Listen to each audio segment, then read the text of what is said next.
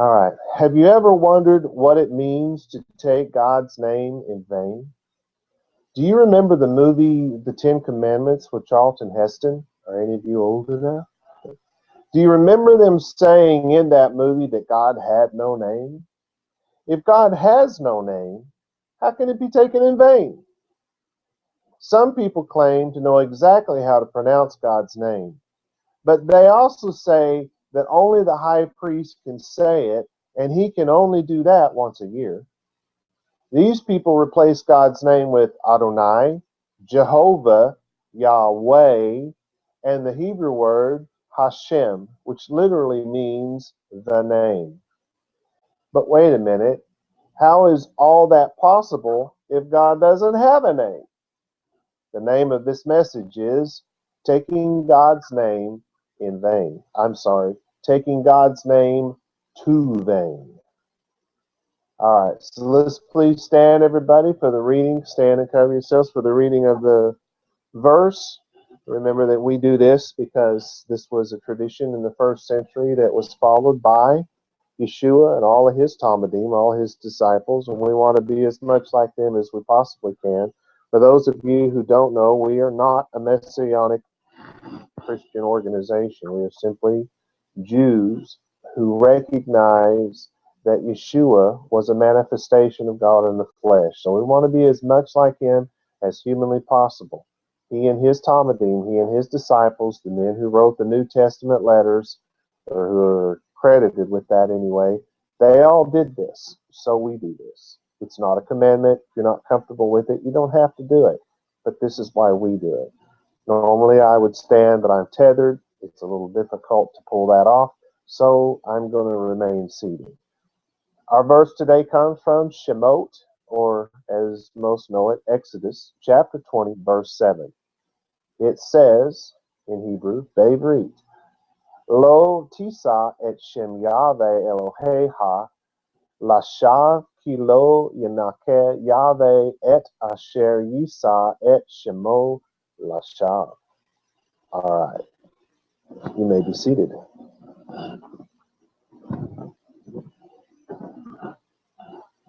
Oh, whoa. Microphone's all messed up, isn't it?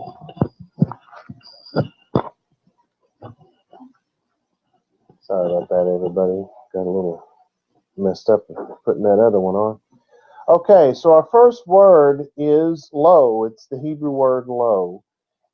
It means no or not. It's just the negative article. So whatever follows it will be on the negative side, not the positive side. So the next word is tisa. They have, literally, it's shall lift up. When they put the tate in front of this word, because it's not actually tisa, they've changed the yod to a tate. And what that does is make it a command. You shall lift up. So it's to take up, to lift up, to express the idea of raising up or bearing up in taking something. You will take up arms, that kind of a thing. Bevrit, or Genesis 7:17 says, the waters increased and took up or bore up the ark. This is our word, yisa, is to pick it up. So see, God did not pick up the ark. The water picked up the ark because it wasn't there. The ark was just sitting on the ground. The water comes in and lifts the ark up. So that's probably the best picture you can get of this word, of something picking it up, something, picking something up. So it's to lift up one's head, used of one who is cheerful and merry. So if you're all happy and you're all smiley, your head is taken up. It's lifted up. It's to lift up the head of anyone in prison. In other words, to cause that person to come out of that prison, which of course was underground in those days. So they literally picked them up by the hand and lifted them up out of this hole in the ground that they were in. All right, so our next word is et. It really has no meaning. It's just a grammar thing. It's just a pointer. So you don't have to think too much about that. But it's pointing directly to something. This particular Shem, this particular name, as they say in English generally. But that's name as in anyone's name. My name's Robert. My granddaughter over here is Atasia. My wife is Donna. It's used that way, but honestly, it's not used that way very much in the Bible. It really isn't. I know it's translated that way, I think pretty much every time you see it in the Bible, but it wasn't used that way in the Bible very much. Because in the Bible, it was used of authority, of memory. So in the phrase to destroy, to blot out the name of any person or thing, was to, for instance, if it was chiseled in a stone, they would take a chisel and hammer on it and eliminate that name from that stone, right? So it's a picture that you can see to understand that. Uh, because it's going to cause, it's not so much that they've chiseled it out, but by chiseling it out, it causes the memory of that name to disappear, to go away, to perish. There was a note I found. I don't remember where I found this. I think I literally found this in the Strong's Concordance. I absolutely hate the Strong's Concordance. It is a terrible work, not because it started off as a terrible work. It's because of what people have done to it that's made it a terrible work. When James Strong wrote this work in the 1800s, he literally wrote it for people who were fluent in Hebrew and fluent in Greek. It was not meant for people who were not fluent in these languages. Because if you were fluent, it was supposed to be a quick reference guide so that you could look up a word. You knew the word was in a particular binyanim if it's Hebrew, or tense if it's in Greek, which are not the same thing, by the way. But you looked, it saved time. Instead of looking at the root and working your way through all the different nuances on the way a word was used, you could quickly drill down to this place. Well, they took all of that out. They took all of the ones, the number 1, 2, 3, 4, 5, and up under 1 there's A, B, C, D, E, F, G, and then up under A there's another 1, 2, 3, 4. They took all of that drilling down out of it and made the book smaller and smaller and smaller and then they put in the book, even though James Strong wrote in the original one that this wasn't for the average guy, they put in there, oh yeah, see, if you don't speak Hebrew and Greek, this will help you understand it. Well, no, it doesn't. What it did was absolutely unbridle the Christian religion. They've gone from a fairly decent understanding of the Bible to no understanding of it whatsoever, and mostly because of this book. So I don't advocate that anyone use the book. I use the Strong's number system to help people get around their language inefficiencies, but that's about all I think it's worth. So I'm a little surprised when you find something that's worthwhile in this particular book, because all of the worthwhile stuff, as I'm trying to convey to you, has been stripped out of it.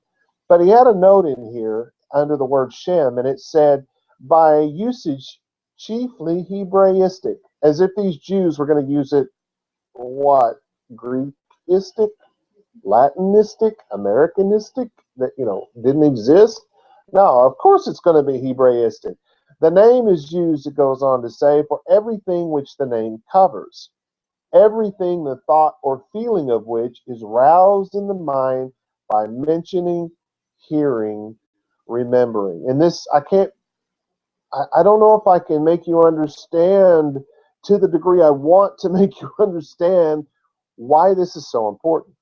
Because your name is your authority. And we have a usage of this in English, stop in the name of. Okay, you're not stopping in the name of Chuck. You're not stopping in the name of Harold, right?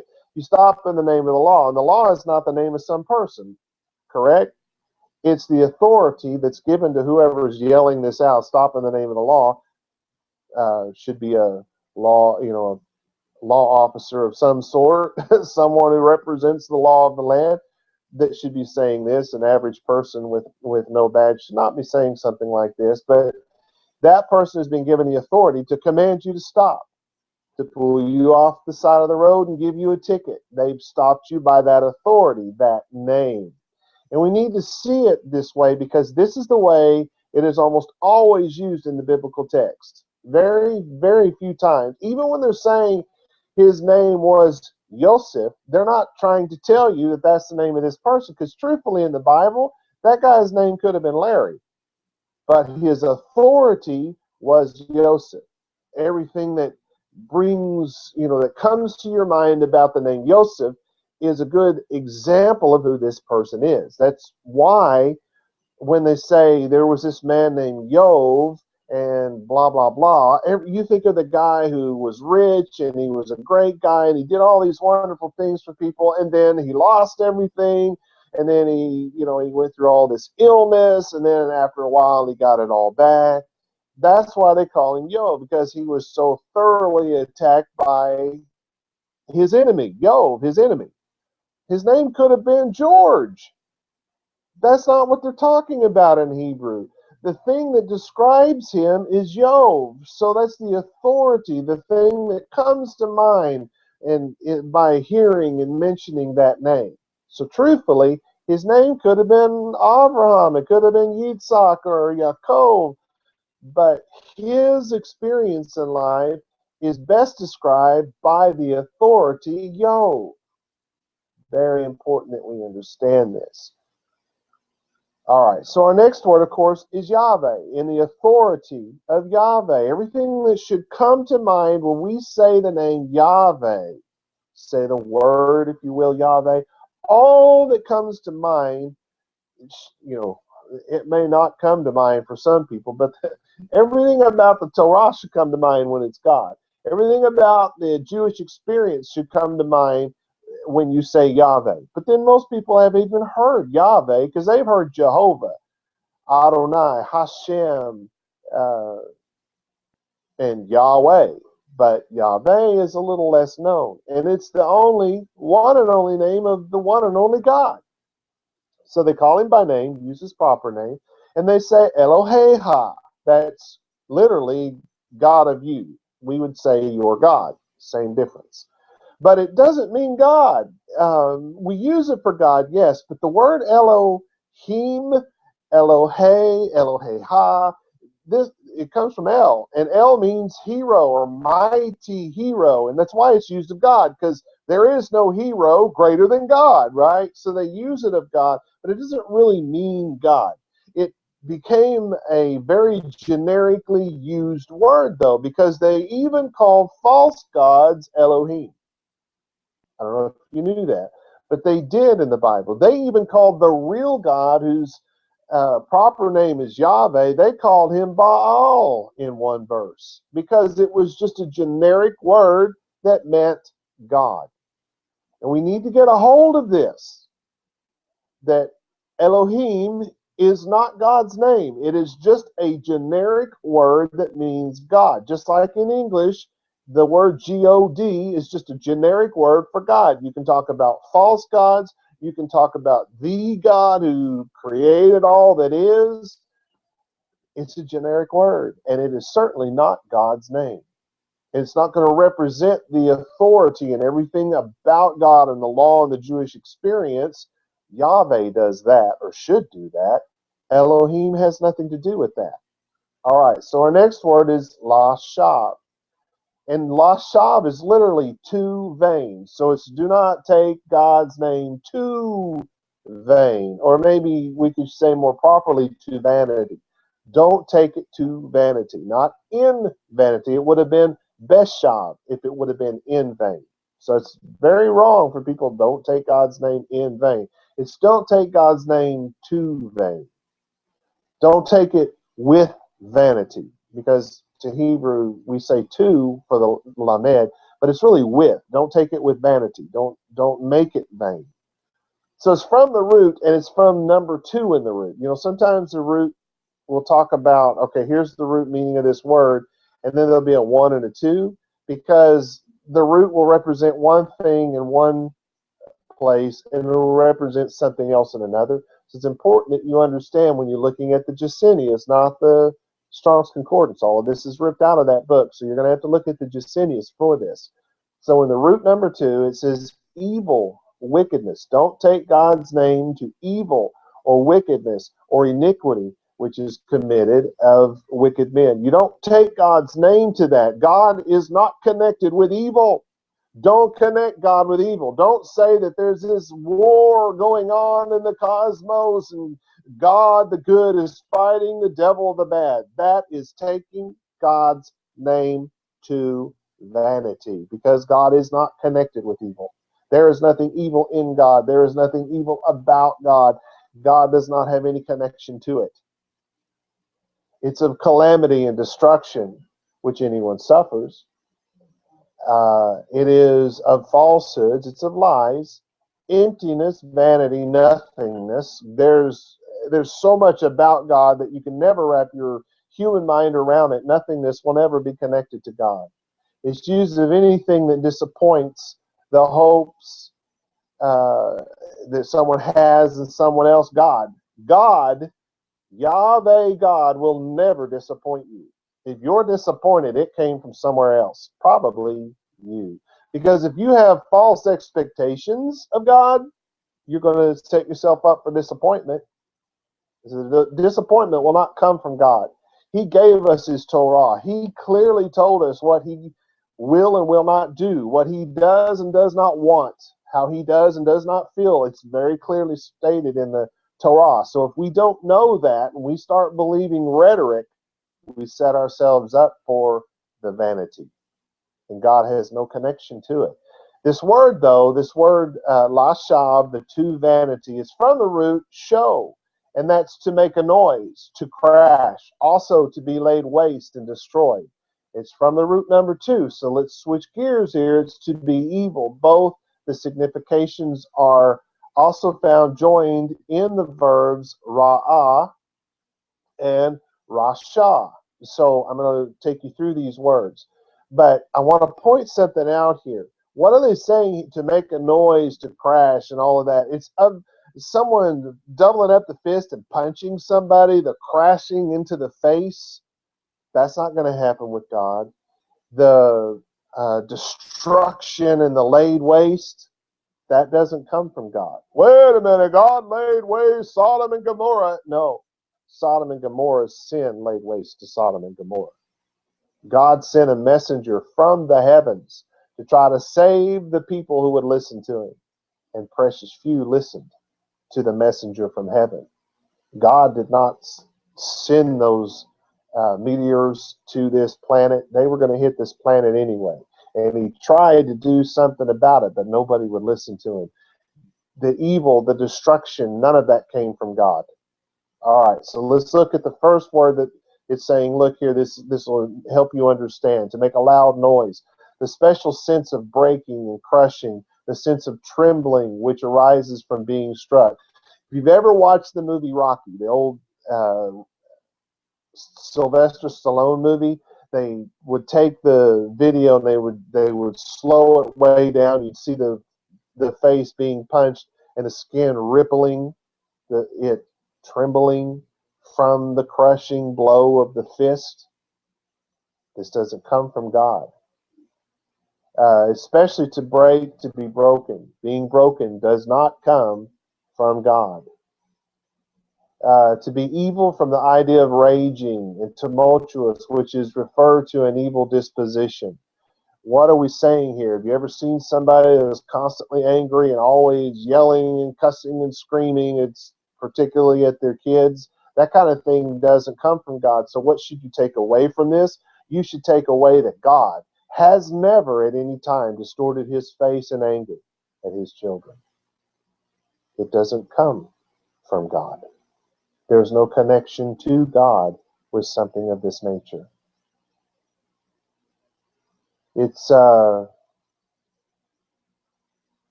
this word goes on, it says it's to be noxious and hurtful, to be envious.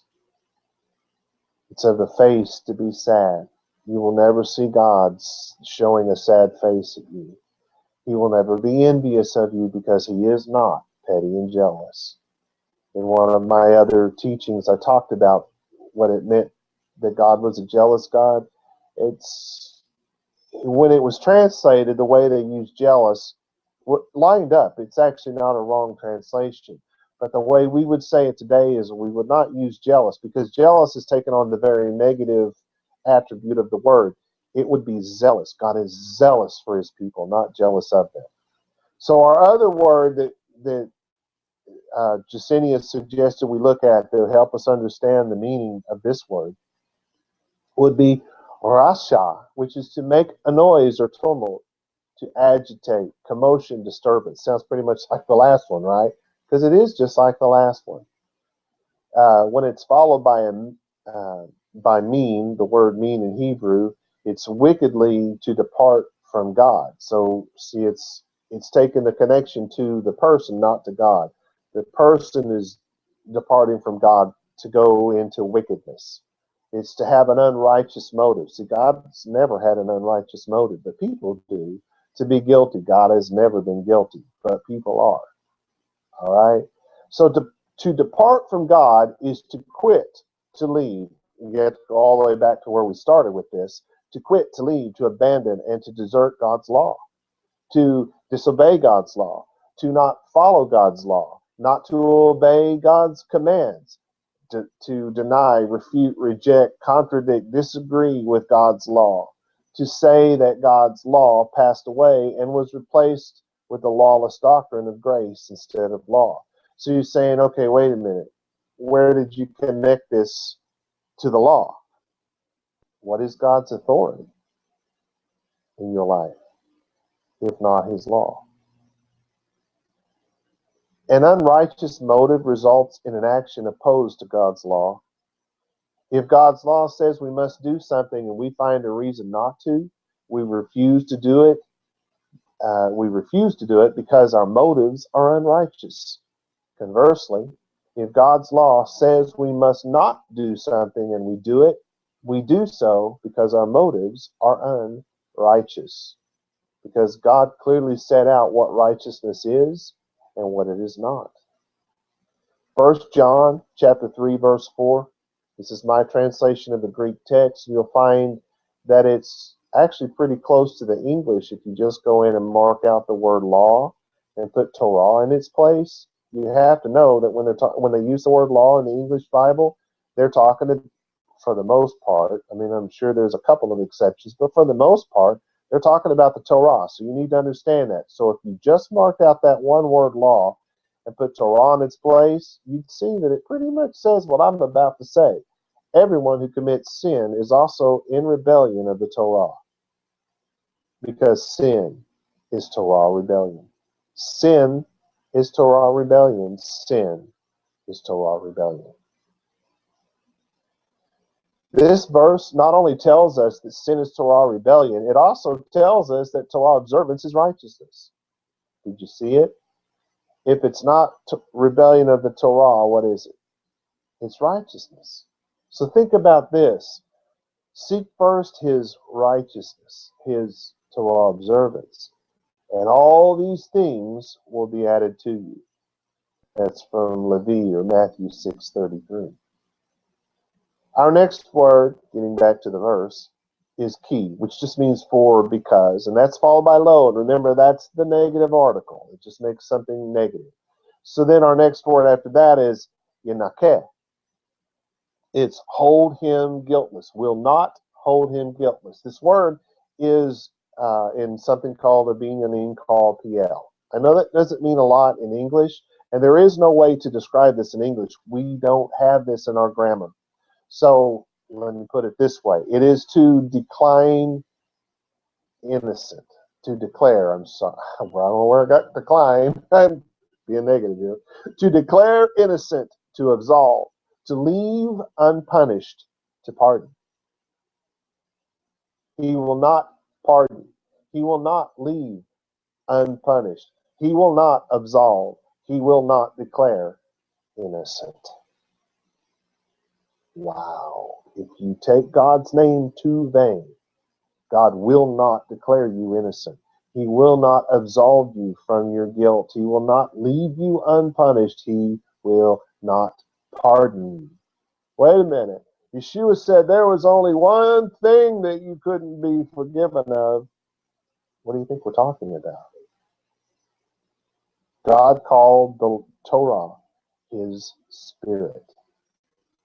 And if it's God's Spirit, it's the Holy Spirit. If we do not follow the Holy Spirit, we take God's name in vain, and we will not be declared innocent. We will not be absolved of our sin. We will not be left unpunished. We will not be pardoned. This word, Yanakeh, is from the word Naka, or from the root Naka, which is to be pure, to sprinkle water of purifying. Properly, it's to purge, to offer a libation, which is a liquid offering. It's like pouring the wine on the altar is not the right word. It's the one that you cook on.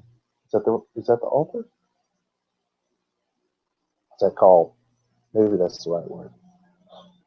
Where they cut up the meat and they sacrifice it on the altar. And they heat the altar up, and so if you pour wine on it, it goes shh. You know what I'm talking about? You guys have probably seen that on the Food Network. That's a libation. It's to sacrifice. So the word in the positive is to be pure, to be sprinkled with the waters of purifying. What does that mean? It's like the Catholic sprinkling. No, I hate that they use this in the explanation here. But you won't be baptized. You won't be purified. Remember when people were supposed to meet God, they were supposed to go and wash their clothes and wash their body and stay pure for the next 3 days and all that. None of that's going to happen for you. None of it. Does it make any difference how many times you wash your clothes, how many times you dip yourself in water or sprinkle yourself on the head, if you want to take this thing literally? It's not going to help. There is no sacrifice for you. Does that sound like something else you read in the New Testament letters? I bet it does. This is followed by the word Yahweh, that's the proper name of God. Then that word et, which has no meaning, it's just a pointer. So it's very specific. It's what the pointer is for. It makes it very specific. It's not just an authority, it's the authority of Yahweh. And in this case, it's et asher yisah. It's this particular thing that's being taken up. The asher means that or which. It's not a big deal, but yisah, that's to take. This is the same word we had earlier, but it is now yisah. Remember, it was tisah, and I said that means it's a command, shall take. Now we're looking at just the word take. Tisah means it shall be, and yisah means take, right? It shall take, and now this is just take. It was the take up, the idea of raising something up, okay? Then it says lashav. That's to vanity. It's from the root number 2. We've already had the word. The root is show, and it's to be evil. It's the distorting of the face, the crushing blow, that kind of stuff. So we've already had that. First it was a commandment. Now he's just reiterating, so it doesn't have to be a commandment. If we think about this in terms of Yov, or Job as you know it, 15:31, it says, he who trusts in vanity is deceived, for vanity will be his reward. Now we can know without a doubt why the church is in disarray and has become an utter joke to the youth of today and a heartbreak to the Christians of old. They trusted in vanity, in the vanity of the grace doctrine, instead of following after the law. So they trusted in the vanity of grace, and vanity has been their reward. Exodus 23:1 says, do not lift up a vain report. Do not collaborate. It says put your hand, don't collaborate, with the wicked to be an unjust witness. All right, so here's my long-winded yet incomplete translation. This is how far we are at this point. Shemot, again, Exodus 27 says, you shall not tisah, you shall not lift up. This is a command. You shall not under any circumstances lift up, swear, speak or entice, et Shem, this particular name, this particular authority, reputation, or memory of Yahweh, your God, Lashav, to evil, wickedness, iniquity, calamity, raging, hurtful destruction, lies, emptiness, or vanity. For Yahweh will not, Yenakeh, he will not declare innocent or pure nor absolve, leave unpunished or guiltless. He that ye saw, he that lifts up, swears, speaks or entices his authority, leshav, to evil, wickedness, iniquity, calamity, raging, hurtful destruction, lies, emptiness, or vanity. Now I would like to talk about God's name. We know that in the 1200s, in the Dark Ages, certain Yehudim, certain Jews, suddenly developed an aversion to pronouncing the actual name of God verbally. This didn't happen until the 1200s CE, or AD if you don't know what CE stands for. No one in the biblical period had a problem with pronouncing the name of God. No one. The writers of the Tanakh wrote God's name almost 8,000 times. The Tanakh is the book that Christians call the Old Testament. By the way, the Tanakh we have is missing about half its books. That tells me that there is at least a possibility that God's name was used as much as 16,000 times by the men and, yes, women who wrote the Tanakh. Yes, women wrote part of it. Anyway, foreign kings and foreign slaves spoke the name of God out loud during this time, which should tell us all that no one in the biblical period had this issue. Just take a moment and think about how commonly spoken the name of God must have been for foreign slaves to have known it. We should also know that no one in the biblical period believed that the God of the Yehudim, the God of the Jews, had no name. They all knew he had a name, and they all knew what it was. Yet here's a quote. Check this out. Here's a quote from the book called The History of the Church. It was written by Eusebius in the early 300s CE, speaking of a man named Attalus. He said, and here's the quote, when asked what name God had, he answered, God hasn't a name like man. He doesn't have a man. He does not have a name like men have names, is what he's saying. It is clear then that at its inception, the Catholic religious leaders didn't even know that God had a name, let alone what it was. On the other hand, the Yehudim, the Jews, have always known that God has a name, but have now forgotten it.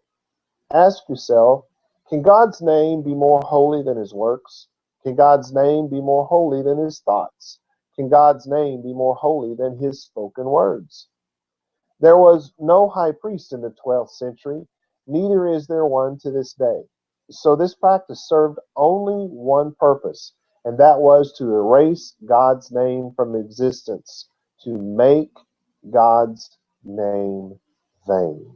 It's the ultimate taking God's name in vain.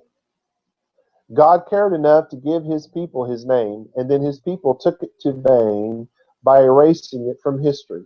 It doesn't matter what anyone says. No one actually knows how to accurately pronounce God's name. There are those who claim to have this knowledge, but they are either lying or just ignorant. Truth is, until God or a messenger from heaven comes to earth and speaks his name out loud, no one can be sure of the pronunciation. It is utterly lost to mankind. So here's a quote from a book I have. It's called The Torah, subtitled A Modern Commentary. It's on page 31. It says, the original pronunciation was most likely Yahweh, Yahweh, Yahweh. But since Jewish tradition permitted the name to be voiced only by the high priest, who didn't exist when they made this thing, it became customary after the destruction of the Second Temple. Now, what they're doing is trying to make this sound like it happened in 70 CE when the temple was destroyed, but it actually happened 1,000 years later. I just want to point that out. After the destruction of the temple makes it sound like it happened right after its destruction.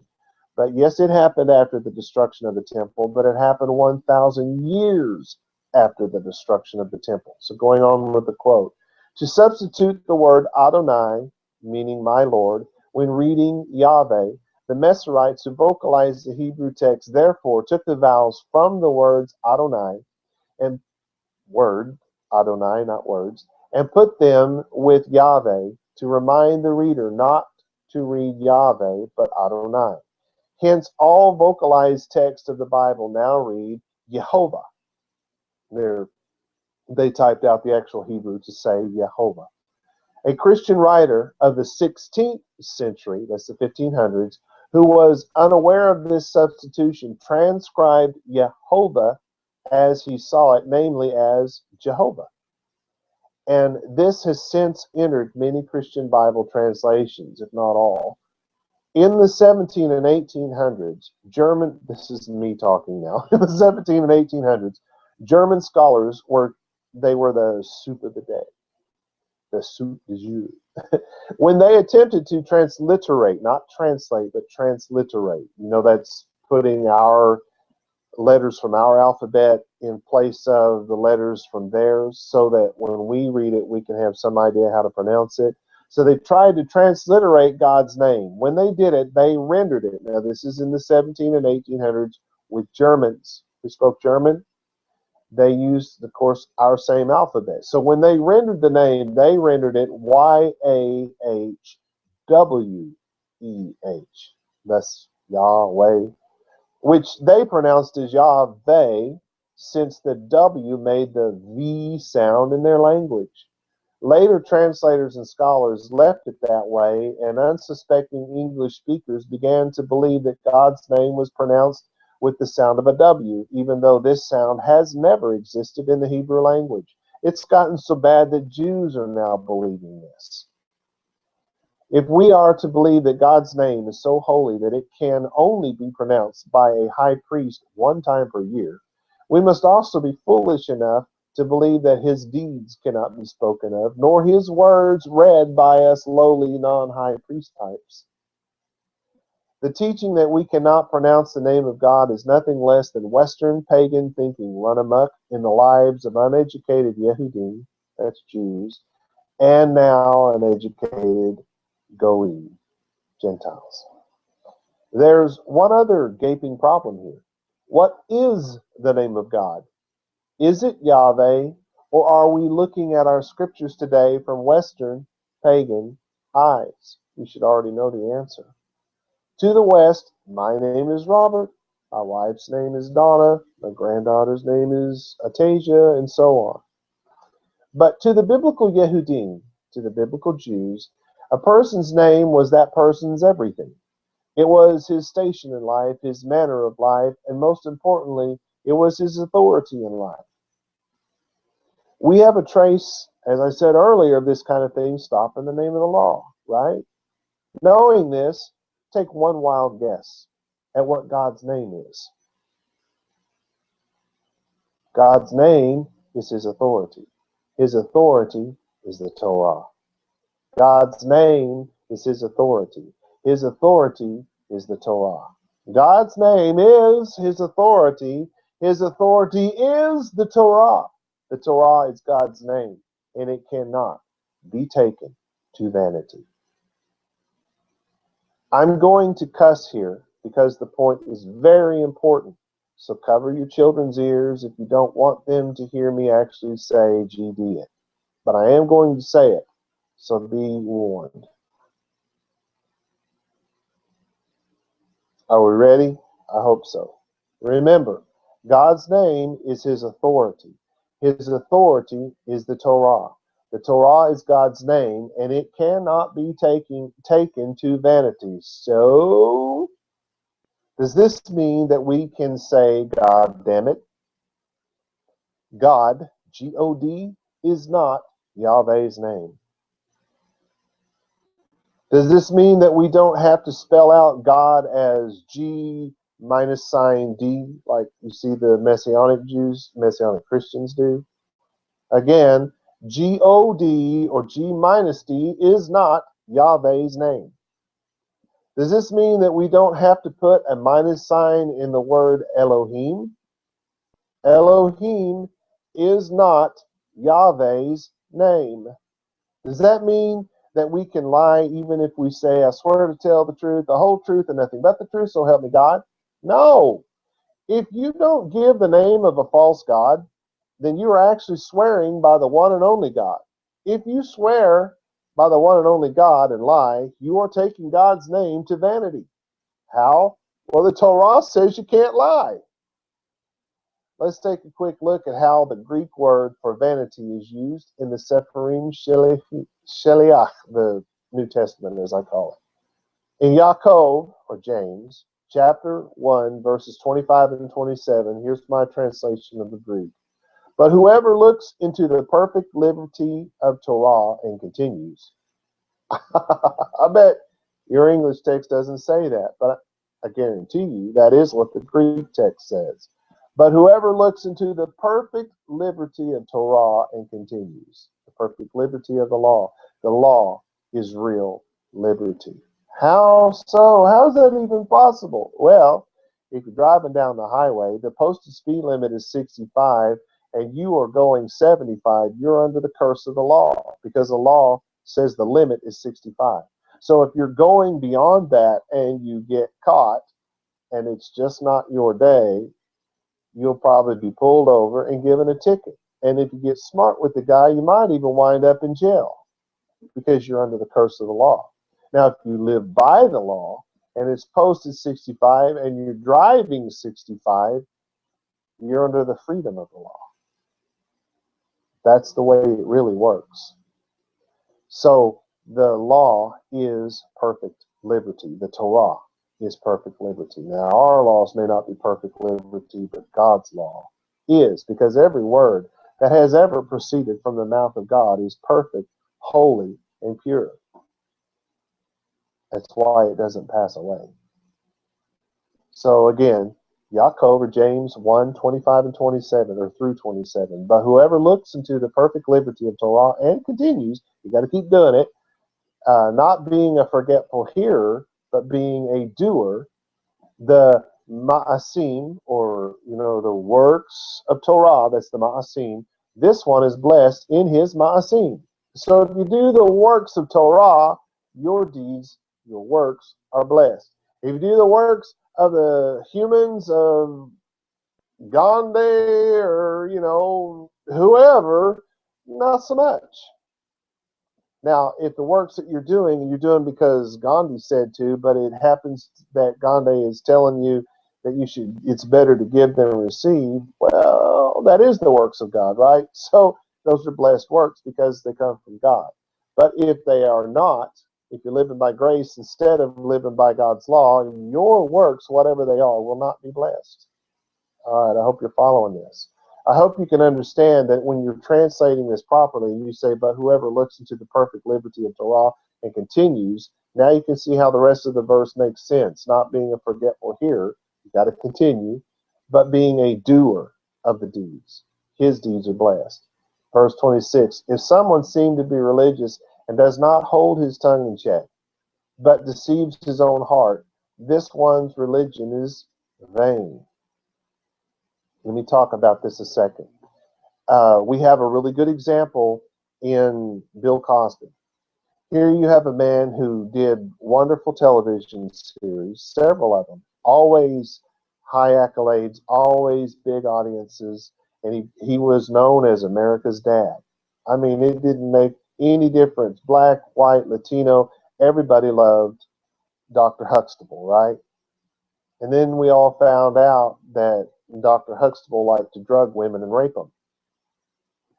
Everything that he ever did has now become vain. Everything he ever stood for has now become vain. It was really driven home for me because when I grew up, I had a stepdad that used to tell me what right and wrong was and how I had to think about things and what justice was and blah, blah, blah. And then one day he disappeared, ran off with a young blonde. Everything he ever said to me became vanity. It is amazing that you can do like Bill Cosby did, have a whole body of great work, and then it all of a sudden becomes worthless and vain. And it should. By God's word, it should. You shouldn't follow after anything that these people stood for. So if I, after teaching all that I've taught about everybody should follow Torah, if I then walk off one day and decide not to follow Torah, everything that I've ever said or done becomes vain. That's really what they're talking about in verse 26. 27 says, pure religion in the presence of Yahweh is visiting the orphan and widow in their suffering, and to keep ourselves Torah observant, which it said spotless from the world. That's Torah observant. Listen, half of you are saying, I've never been to see the orphans. I've never been to see the widows. I haven't been there in the last 20 years. People, this is an example.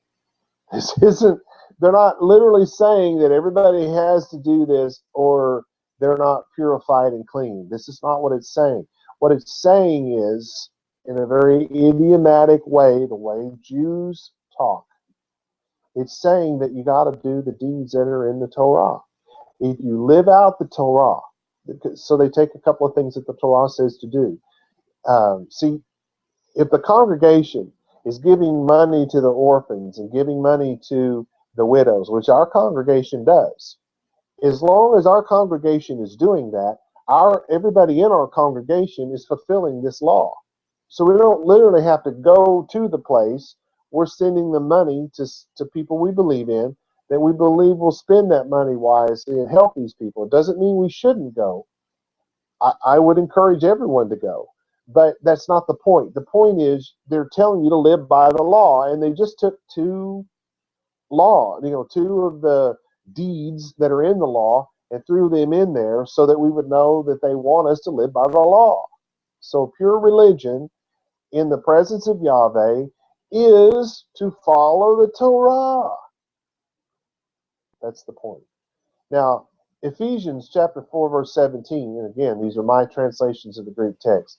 Therefore, this I say and testify in Yahweh, that you no longer walk as the Goyim. Don't walk as the Gentiles walk, in the vanity of their mind. Because in the Bible, there's only two choices, Jew and Gentile. It's not about Pharisee, Sadducee, Essene, or whatever. It's not about that. It's about the Jew and the Gentile. That's the only two things you have to choose from. The Christians don't have anything to do with it. They didn't exist when this book was written. This book, the New Testament, and what the Christians call the Old, all of that was written by Jews to Jews concerning the Jewish religion. Christianity was not a choice. You only had Jew or Gentile. So their version, the writers of this book, their version of Judaism was Torah observance, and Gentile being anything but Torah observance. And Ephesians is saying, therefore, this I say and testify in Yahweh, that you no longer walk as the Gentiles. You no longer walk outside of God's law. That's the vanity of someone's mind. So, but how are the Gentiles supposed to stop walking like Gentiles?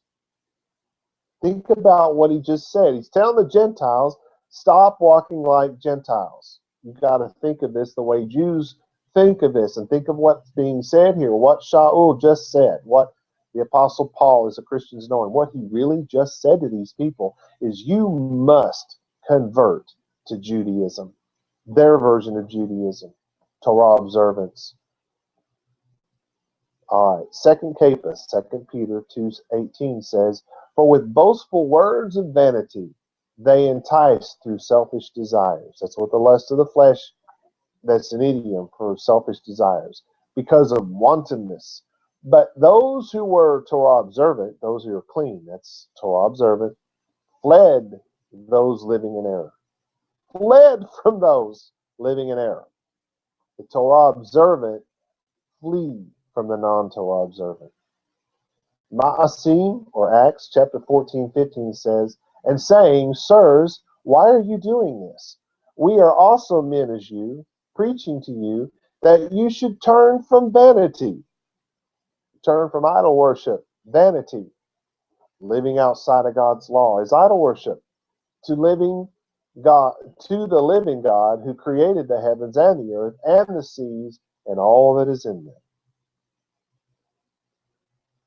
Titus 3:9 says, but avoid foolish questions and genealogies and arguing and quarreling, but avoid foolish questions and genealogies and arguing and quarreling concerning the Torah.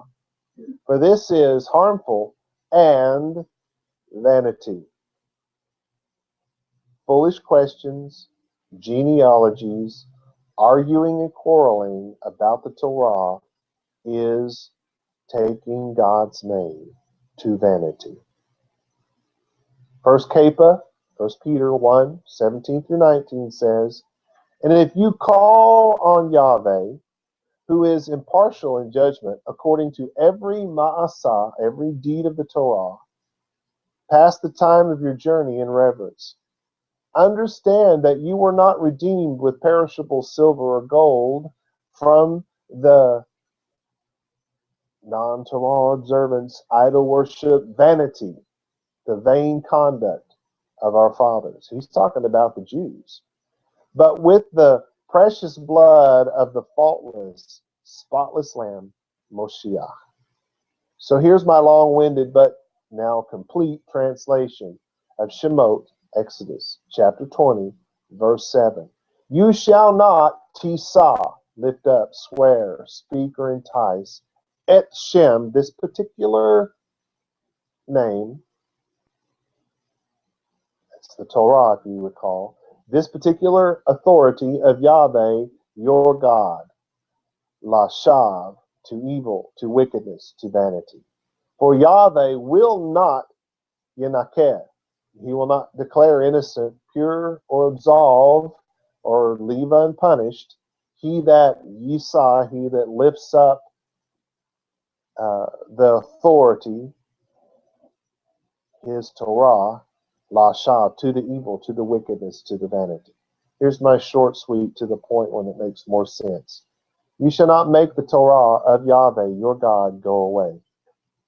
For Yahweh will not save those who make his Torah go away. Breaking any law in Torah is taking God's name, his authority, to vanity. But so is marginalizing it. Oh, it's not a big deal. Don't worry about it. The law passed away. You know that. That's legalism and bondage. God doesn't really care. That's not what it means to me. Up to this point, I have concentrated on the idea of eliminating God's proper name from the earth is in fact taking his name in vain. And I have attempted to show that eradicating God's authority via living by grace, or eradicating God's authority via an oral law whose only purpose is to find clever ways not to live according to the Torah. For example, the Torah says we must wear a fringe with a single blue thread running through it. The oral law says no. Or the Torah commands us to eat lamb on Pesach, but the oral law says no. The Torah says we cannot cut our beards, but the oral law says we can. So you see then, I hope, that the only purpose in the oral law is to find clever ways not to live by the Torah. It didn't start off that way. That's what it became. It makes no difference which New Testament we follow, whether the Jewish oral law, the Jewish Brit Hadashah, which of course is what I call the oral law, because it took the place of the Torah and replaced it. It's the new covenant, and the Torah becomes the Old Testament. The Jews are the first people who did this. Doesn't make any difference whether you're following that New Testament or you're following the Christian Grace New Testament. We take God's name, his authority, to vanity by replacing that which God gave with that which man can conceive. Following that which man conceives, no matter how clever or convincing it may seem, is actually idol worship. We elevate the doctrines and devices of man above God himself. There are Yehudim, Jews, who actually believe that the sages were given something far greater than the written law that God gave to Moshe. I find that sheer insanity and something I cannot wrap my mind around. And there are also Christians who actually believe that televangelists, via the ghost of God, are given great and awe-inspiring revelations and doctrines, even though these revelations and doctrines are almost 100% in complete opposition to God's word. Both Yehudim and Goim, both Jews and Gentiles, following the teachings of men and women who have no knowledge of the customs, culture, history, or language of the Bible, period. Not Bible, period, but biblical, period. As if these teachers are actually transported to heaven each Tuesday for lunch and revelation sessions with God. Still others claim to have some special relationship with a God who asks nothing from them, but is more than willing to fulfill their every desire at any moment. They are a God unto themselves. They take the one and only real God's name to vanity. These are the ones that say they're Christians, but don't go to church, don't go to synagogue, don't do anything but live their life. How about you? Are you taking God's name to vanity? Do you live outside of the Torah? Do you follow clever ways to get around God's authority? Do you reject God's authority as passed away? Do you talk about being submitted to God's authority while ignoring it? Once in a great while, once a year, once a month, once a week, once a day, once an hour, once. Shalom, be shalom.